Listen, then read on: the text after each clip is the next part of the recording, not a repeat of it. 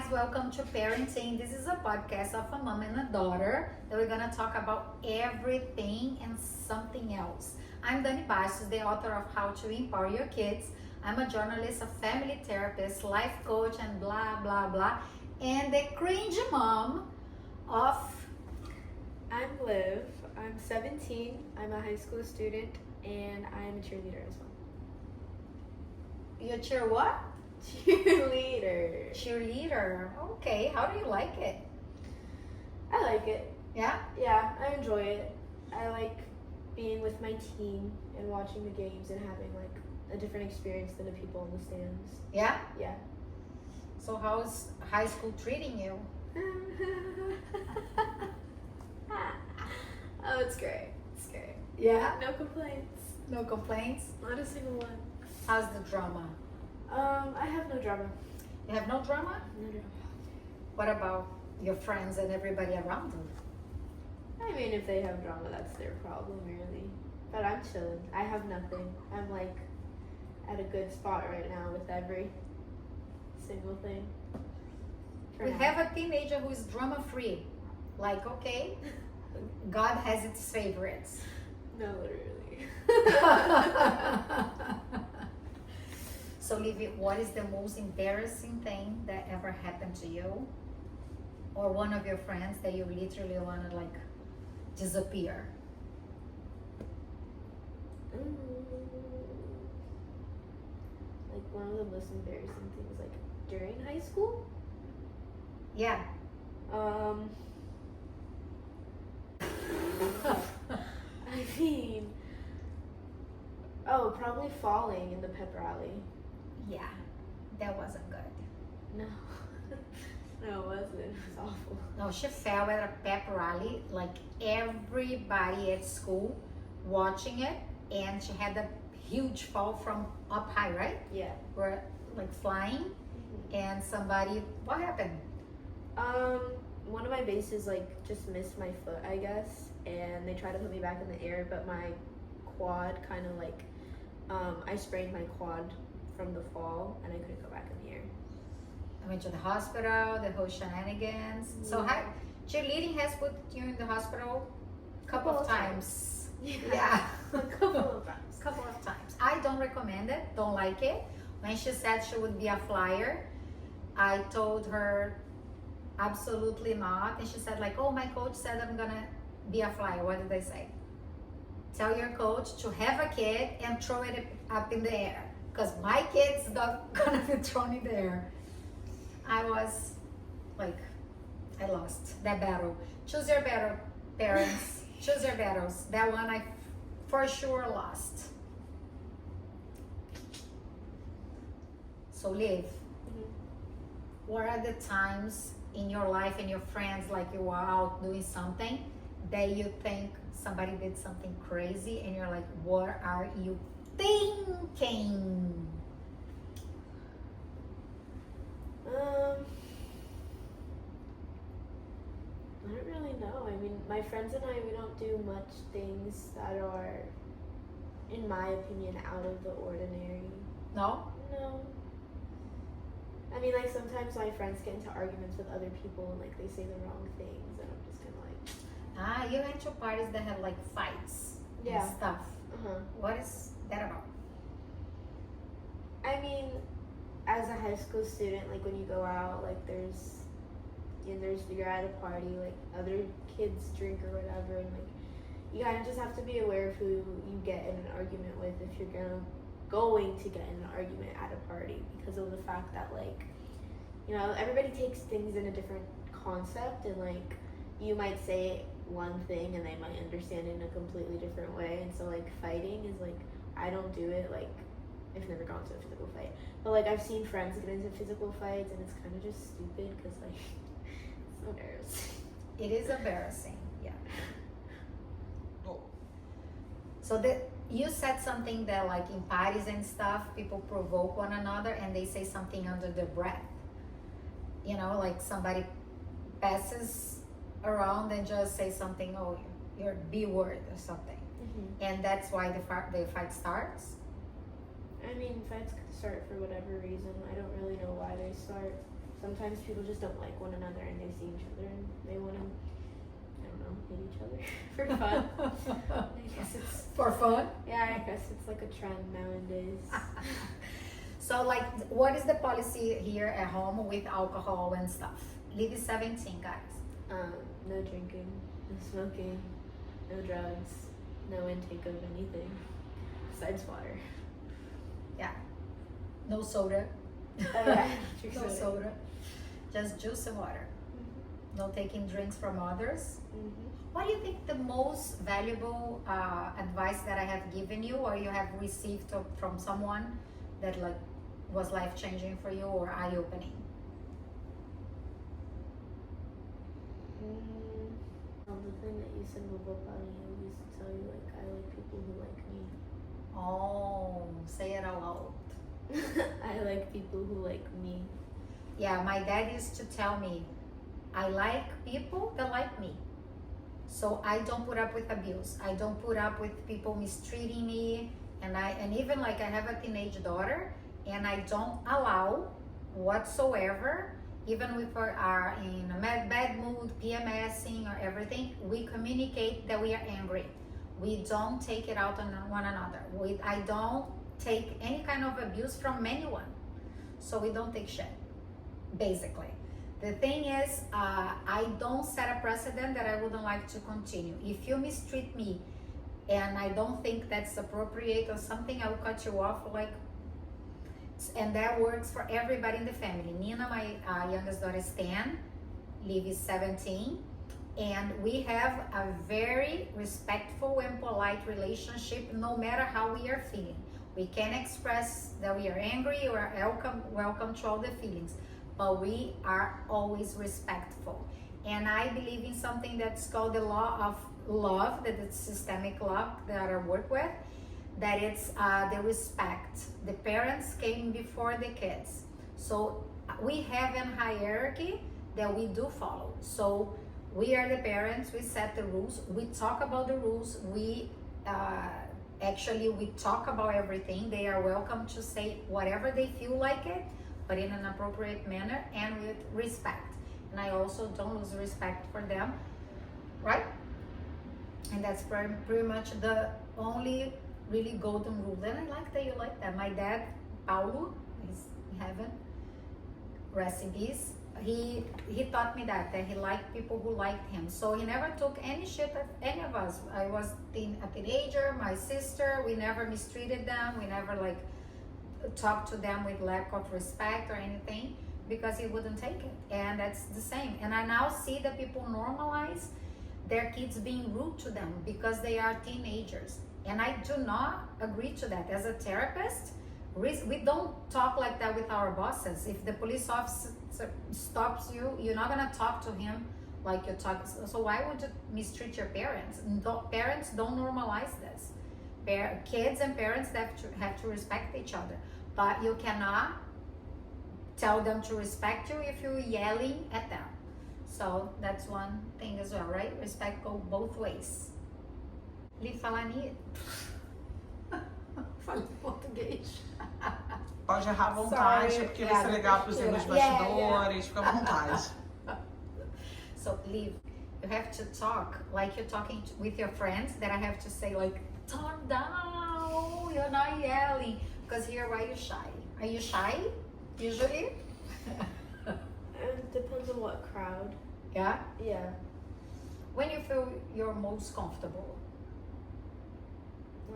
Probably when I'm with like Brianna and Gabby. Two of her best friends, Yeah. Brianna and Gabby. So say it out loud, proud. They're like my cousins, Brianna and Gabby. I'm always like the most comfortable with them just because like we always communicate about things and like we've never really gotten into fights.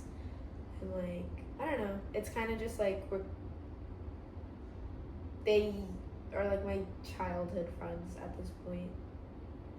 And tell them what your pet peeve, your like biggest pet peeve in friendship especially.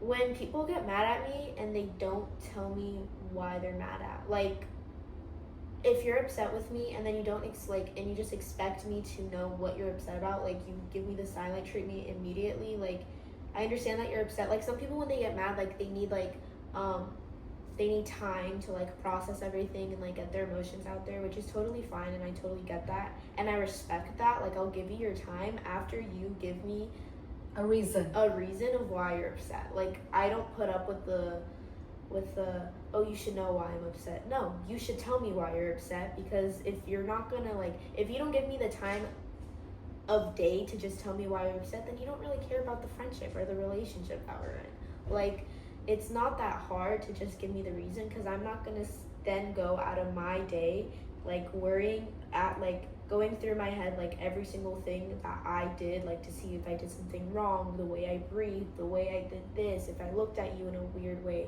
Like no, you're not gonna make me overthink for nothing.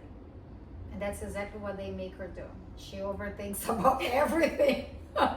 And then she feels guilty for no reason. And I've noticed there are a lot of toxicity between friendships, especially in teenage years.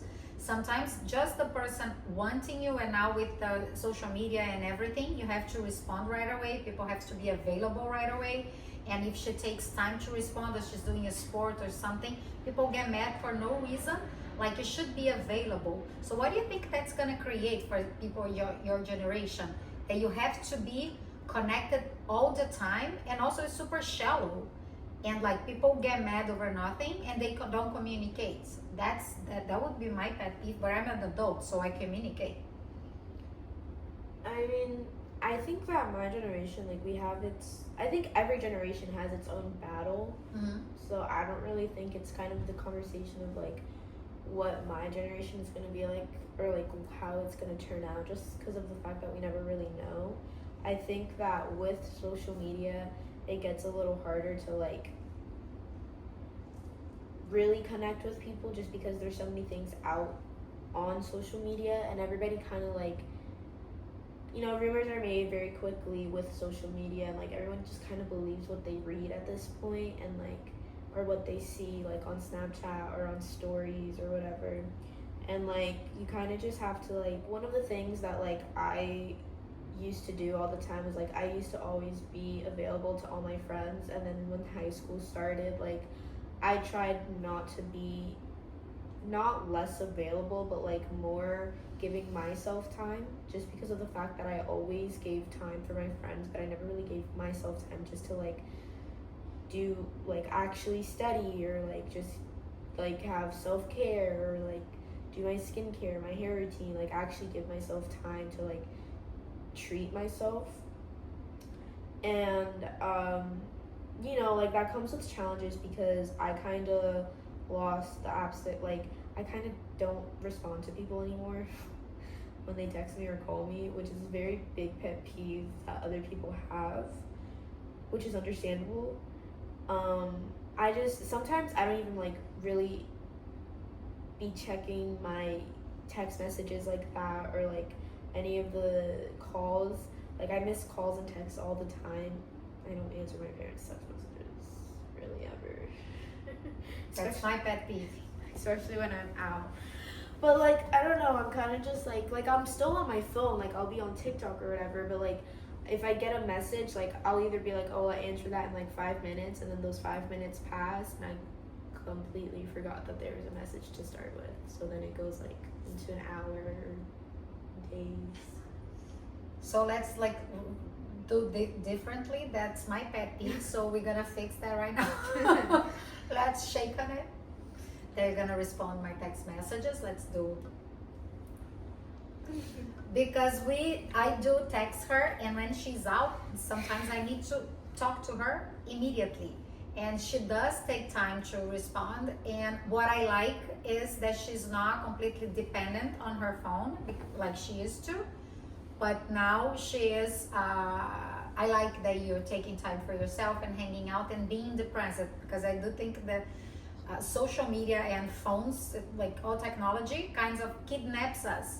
I think it's a way that keeps us hostage from the present moment. So I like that you do take time, but I would like you to explain how you used to overthink a lot of things, and that you would feel inadequate and you would feel like you wouldn't fit in and you would try to please people more, and then now you are more your own.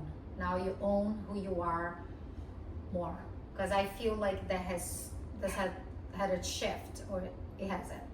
Like, growing up, I kind of had like more of the feeling that like I always had to do what everyone else wanted just to make them happy, and like making other people happy makes me happy. Like it's a really big part of who I am. Like I enjoy seeing other people happy and like seeing them smiling and laughing, and like when I make a person laugh or smile, like it's a very rewarding feeling.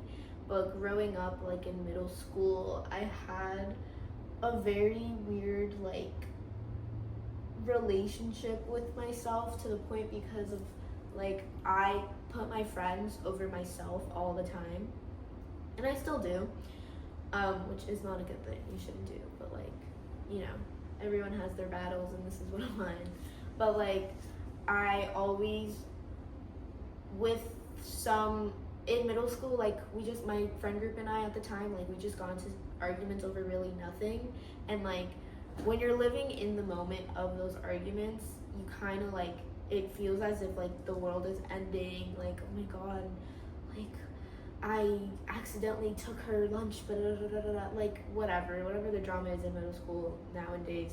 But like living in the moment, like it feels like the world is ending, but then looking back at it, it's really the dumbest drama you could have. Like, and me and my friend group, like we still talk about it. Like I'm still friends with some of my friends from that group that like we always look back and we're like, those arguments were really dumb, like there was no reason for them, but that was just like kind of our source of entertainment back then. Like we kind of like made drama for fun. And with that, like I got to the point where I always overthought for everything. Like I always like, oh, what if I looked at her the wrong way, or what if I'm annoying her by doing this, or what if maybe I did this, or maybe I did that, blah, blah, blah, whatever. So then like I kind of got to the point where I kind of just like watched myself with everything that I did. Like I wouldn't let myself really be completely myself, just because of the fact that I also don't like to like quote unquote outshine others, because I don't like to put anyone like below me.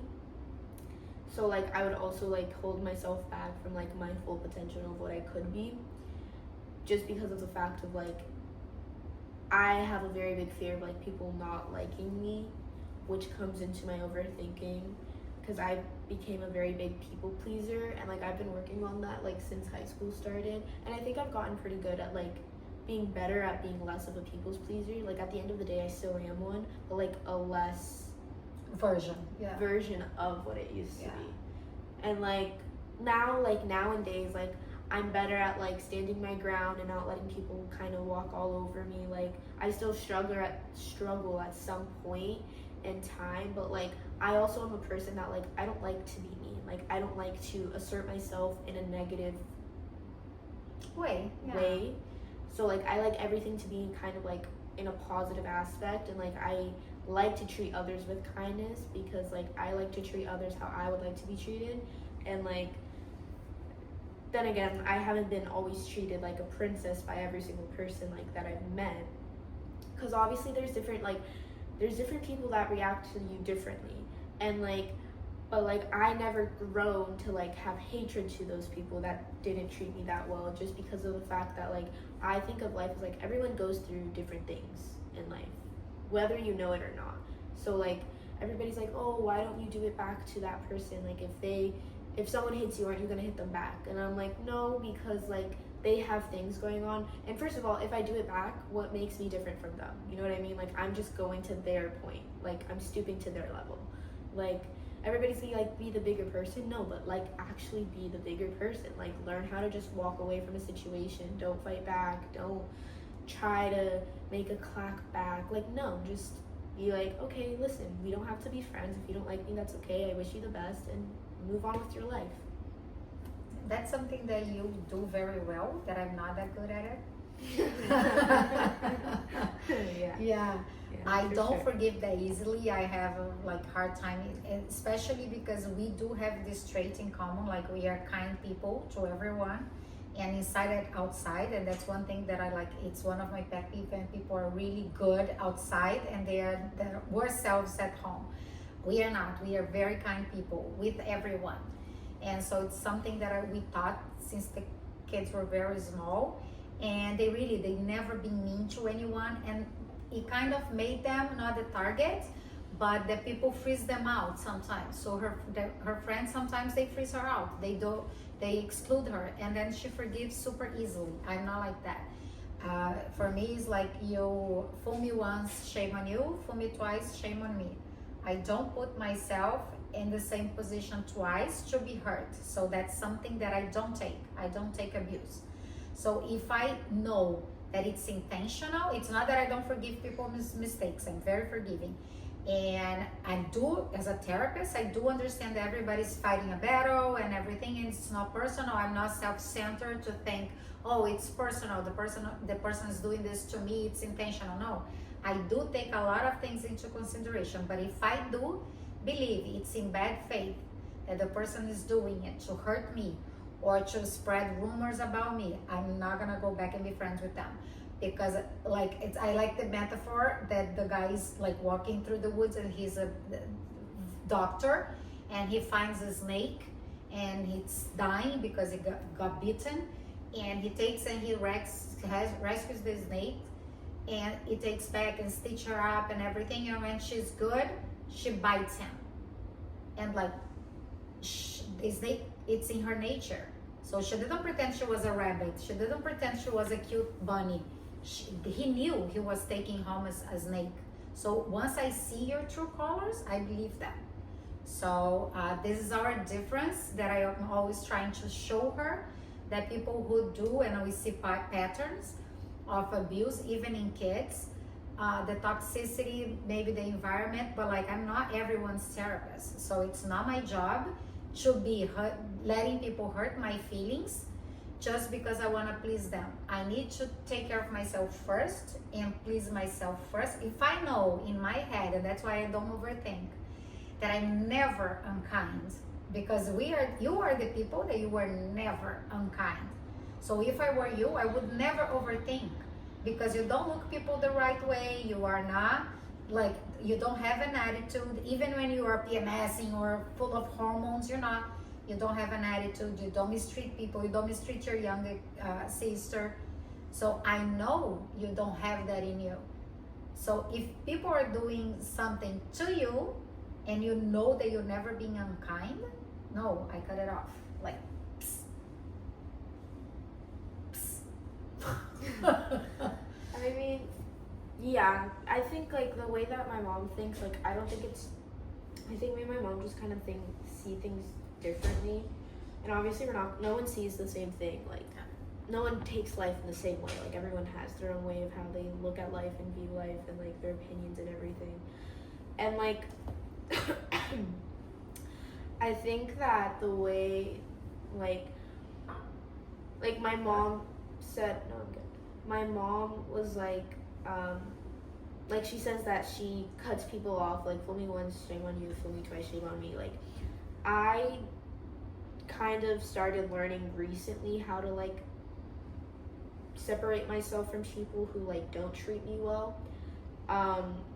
It's not really like I cut them off completely. I just kind of like remove myself from them, and like, if they say hi to me, like, I'll still talk to them, but like, I'm not gonna go and be their best friend or like tell your secrets. Right, like, I'm not gonna go to them and like tell them my deepest, darkest thoughts and secrets to them. Like, they'll still be like someone I can say hi to and be and stuff, but like, I won't confide in them for anything. Oh, I have a theory that we can do. Like, we're gonna have the shelves friends. We're gonna put our friends in shelves, like people who prioritize you, who makes the time to you, because we always know the people that we can count on. They are the real friends. Right. They are the ones that, like, if you need them, you can call them and they're gonna be available to you because you need them. Mm-hmm. So we're gonna put friends. People, listen up. This is a new theory. So we're gonna shelf friends up. Like, if they're really good that you can count on them, shelf number 1. So shelf number 2 is the one that you like to hang out with, that you like to, like, you know, your friends, they are fun and you like to do fun stuff with them.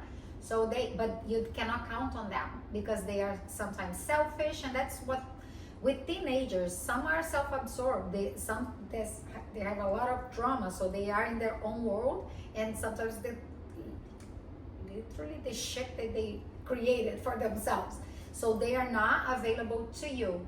And then comes the people that you acquaintances, that you just like friendly with, but you also not gonna let them come to your house. You're not gonna let them know your stuff, your intimacy, and it's like safeguard to the people that you really trust. And then they never use anything that you've said or they know about you against you, because that's what I think they do here.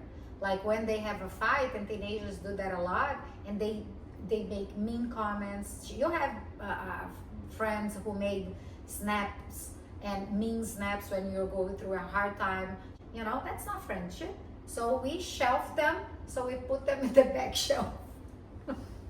But she's super uncomfortable with talking anything negative about people, right? Yeah.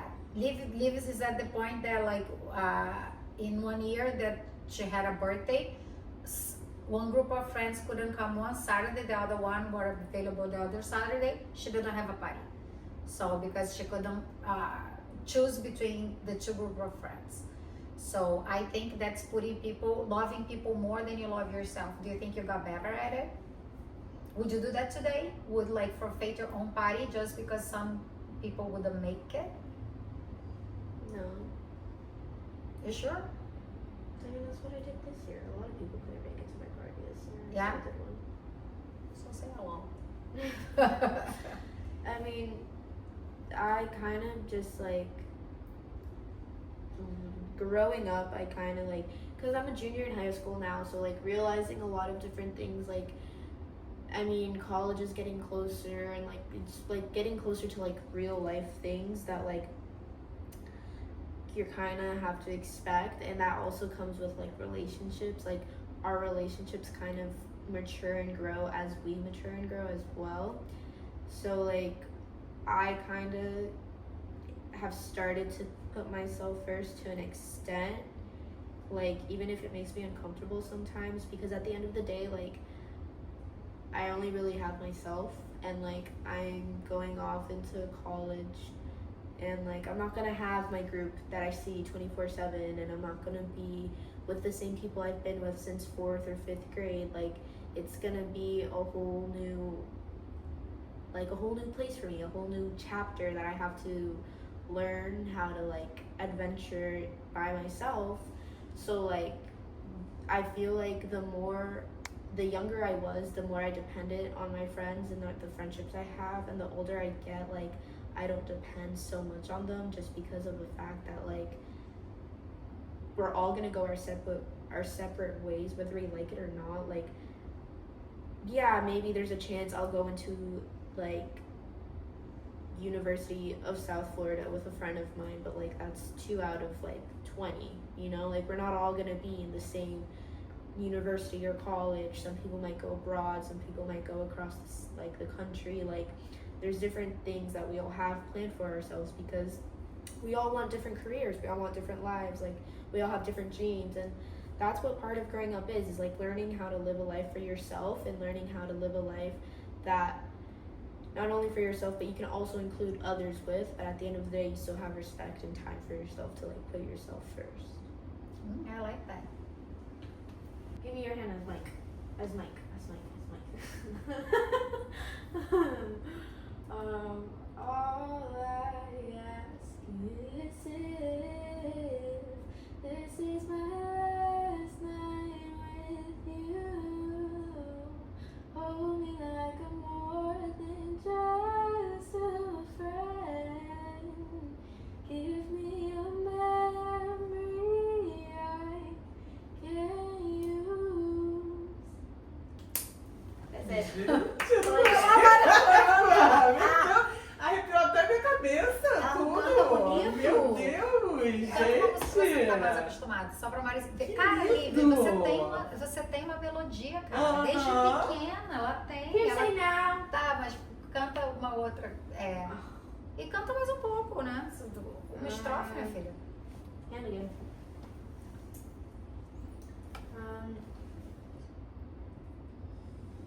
Fly me to the moon, let me play amongst the stars. Let me see what spring is like on Jupiter and Mars.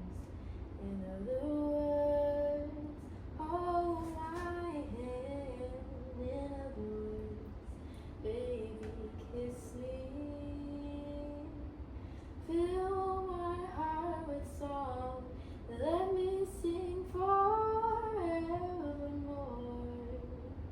You are all I long for, all I worship and adore.